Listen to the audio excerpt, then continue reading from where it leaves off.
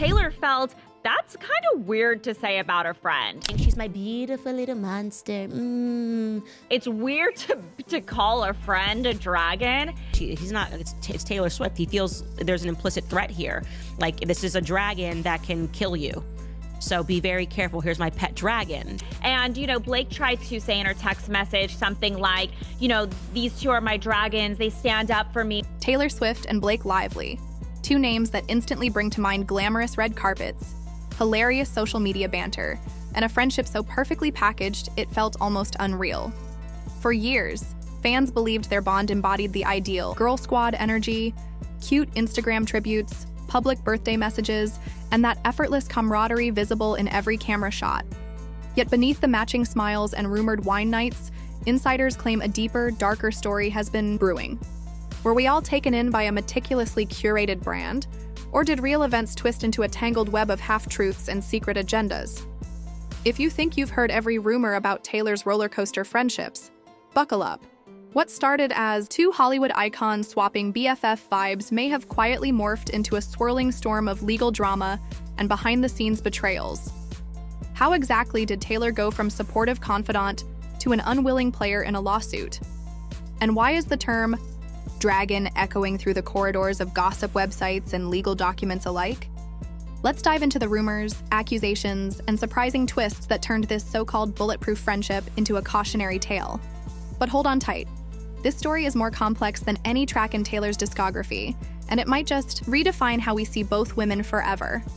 On Blake Lively's claims that she was allegedly harassed by this guy when they shot the movie, It Ends With Us, a film about domestic violence. This is around the same time that he's making quotes that we have here saying that he's too big to fail at this point, and he just crushes his enemies and drinks their blood. It all seemed so genuine at first.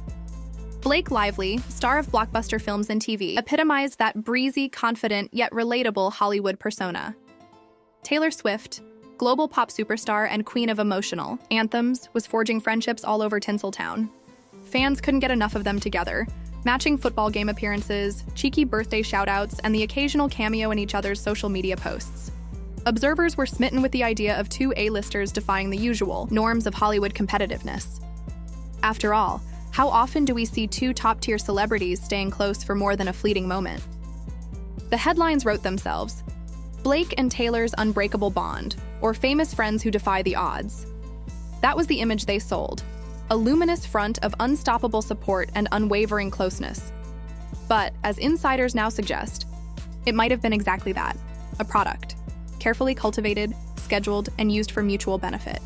Blake Lively essentially threatened, you could say, Justin Baldoni, calling Taylor Swift and Ryan Reynolds her beautiful little dragon monsters that she sometimes has to use. Behind the sweet social media messages lay hush-hush strategies, quiet alliances, and possibly a sprinkling of behind-the-scenes manipulation. Was it all innocent career synergy, or were we looking at a transaction of publicity?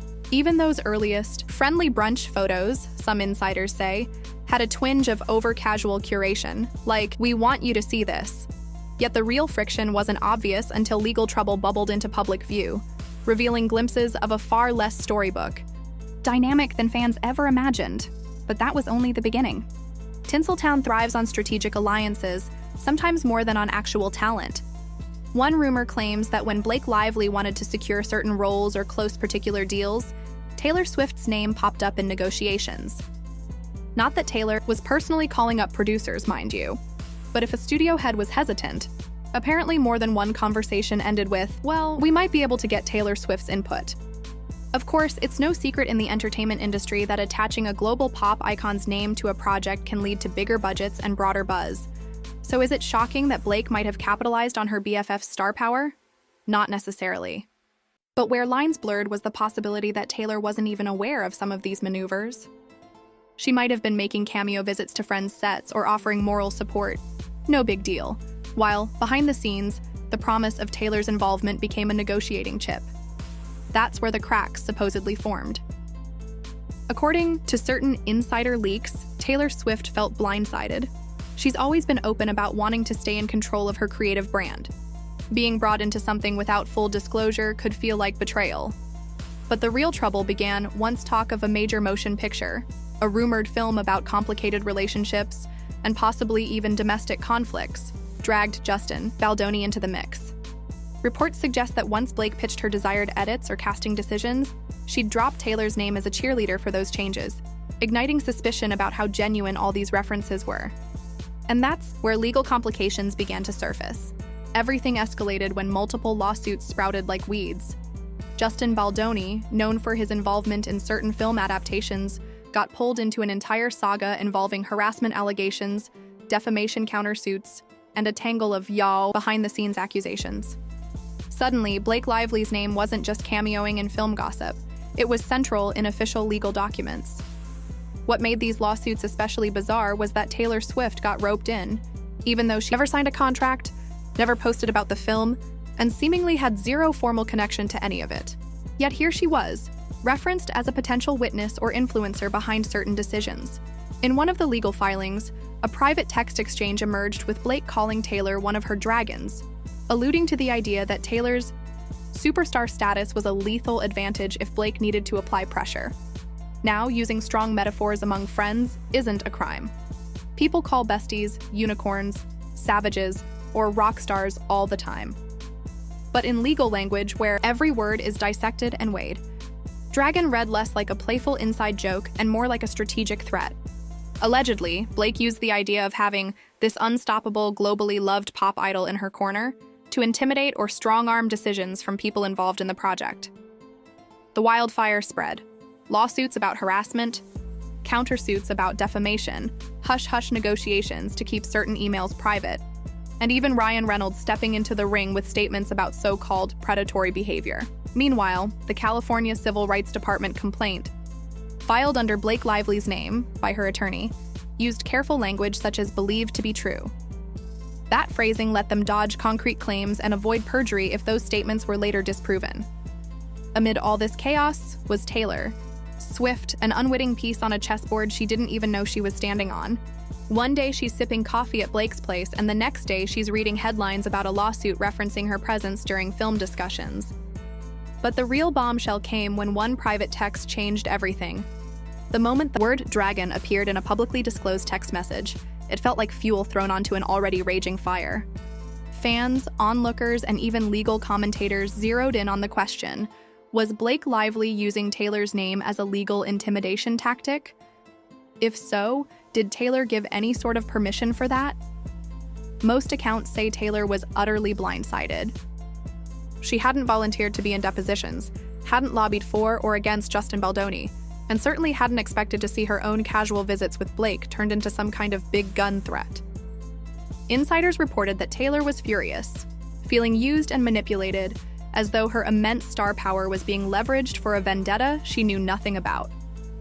According to rumored sources, some citing Page 6 or anonymous insider leaks, Taylor tried to clarify she wasn't giving statements on Blake's behalf, but it was too late. The lawsuits were in motion. Justin Baldoni's legal team demanded to know what exactly Taylor Swift had seen or heard. Did she give script feedback? Did she speak directly to him about changes? Speculation flared that Blake had boasted about how Taylor loves this version of the script, or Taylor will be all over you if you refuse.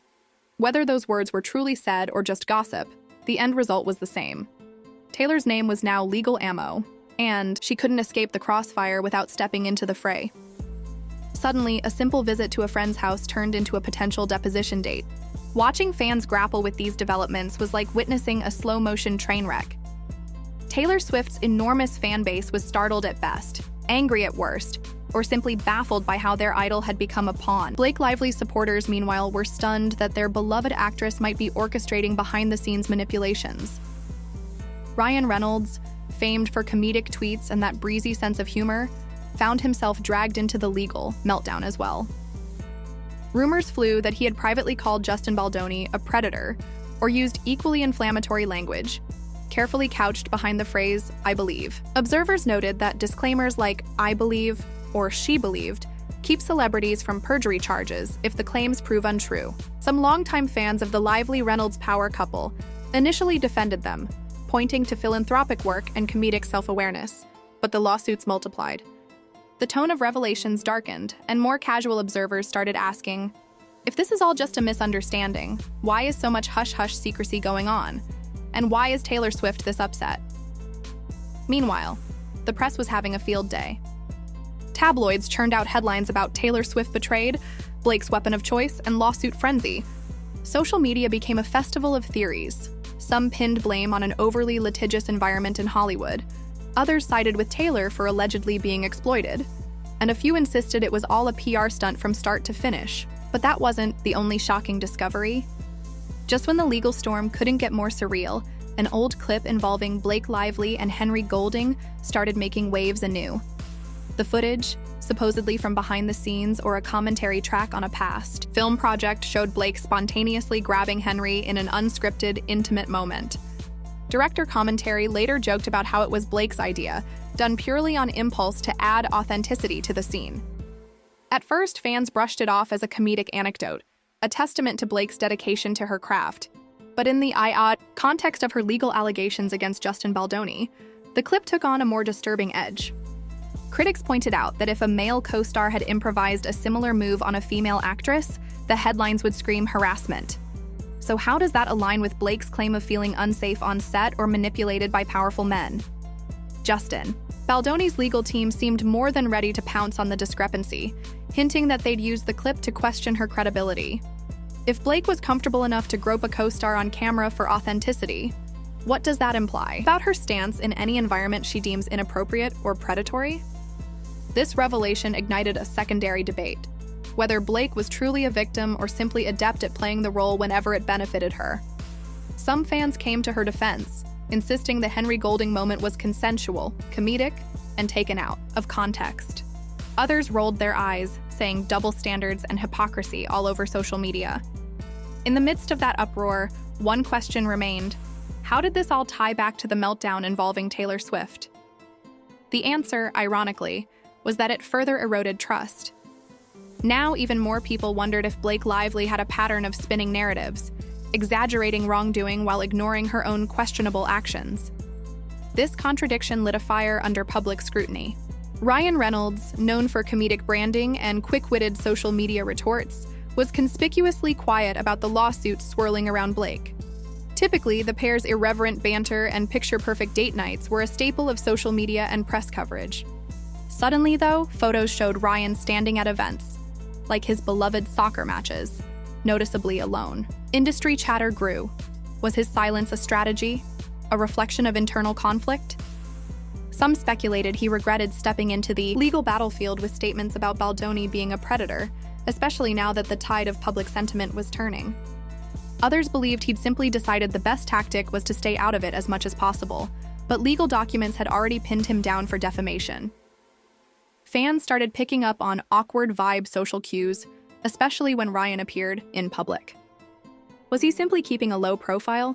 Or had the weight of multiple lawsuits begun to fracture the always sarcastic persona that once delighted the internet? Celebrities can be media darlings one moment, and cautionary tales the next. Perhaps Ryan sensed the shift. At the same time, a few older videos of Ryan's own comedic attempts, some arguably edgy or offensive, surfaced online, adding yet another layer of controversy. The unstoppable Lively Reynolds PR machine suddenly looked vulnerable. And for a pair that built a brand on witty honesty and down-to-earth charm, vulnerability turned into possible liability. As for Taylor Swift, she allegedly grew more cautious by the day. The swirl of controversies had overshadowed her own latest projects and even threatened to overshadow her tours, with questions about depositions swirling like a dark cloud over her promotional cycle. And while their family brand strains under legal pressure, Taylor's frustration grows. Then came the headlines about a supposed apology from Blake to Taylor. Tabloids cited close sources, claiming that they had worked everything out and were friends again. But the story didn't exactly ring true. Usually, a reconciliation between Taylor Swift and a close friend, especially after a rumored blow-up, would manifest in some big gesture, a cameo at a concert, a playful social media post, or at least a subtle Instagram mention. This time, crickets. No tearful public apology, no heartfelt photo op, no gushing interview. The alleged "we're fine now" felt more like a strategic rumor drop than an authentic burying of the hatchet. After all, if Blake Lively wants to avoid having Taylor Swift testify against her or speak freely under deposition, offering a quick apology might be a prudent move to quell Taylor's anger. As for Taylor, the same sources that claimed she felt deeply used also reported that she's not the type to shrug off betrayal lightly. She might accept a face value apology to maintain calm, but that doesn't guarantee bestie status is restored. And considering how meticulously Taylor manages her public narratives, the absence of any public endorsement of Blake speaks volumes. Some fans reasoned that a hush-hush makeup session could simply mean both women wanted to keep it private. Others insisted that an apology, if it really existed, was more about damage control than heartfelt regret. To date, no one has offered photographic or testimonial proof that these two have resumed their famous friendship goals. So where does this leave Taylor, and what's next for Blake's legal battles? In a world where social media illusions often pass for reality, we've witnessed the rise and possible fall of a celebrity friendship that once seemed unshakable. From carefully curated brunch photos to the swirl of lawsuits and allegations, the entire saga invites a crucial question. Was the Taylor Swift-Blake Lively bond ever as genuine as fans believed, or was it an intricate chess match from the start? For Taylor, what began as a simple supportive role turned into a tangled mess of depositions and potential damage to her carefully honed public image. For Blake, the strategy of dropping influential names, filing complaints with vague belief language, and bypassing investigations might have seemed like a brilliant move initially, until it exposed massive contradictions in her own behavior. Now, as insiders claim an apology was exchanged and the air is cleared, the rest of us are left wondering whether we just witnessed a carefully orchestrated performance to salvage reputations before a bigger storm hits. Will Taylor quietly step back? Or will she have her say if forced into a legal deposition? Will the Lively-Reynolds power couple rebrand and move on unscathed? Or will these controversies linger in the public's memory? One thing is certain, there's no tidy Hollywood ending here. The story spotlights how private agendas, big personalities, and hidden motives can collide, sometimes with explosive results. Whether you root for them to reconcile or believe this entire relationship was nothing but a tactical alliance gone sour, the lesson is clear. In the spotlight's glare, trust can be as fragile as the next headline. And maybe, just maybe, the final act of this tale hasn't even begun.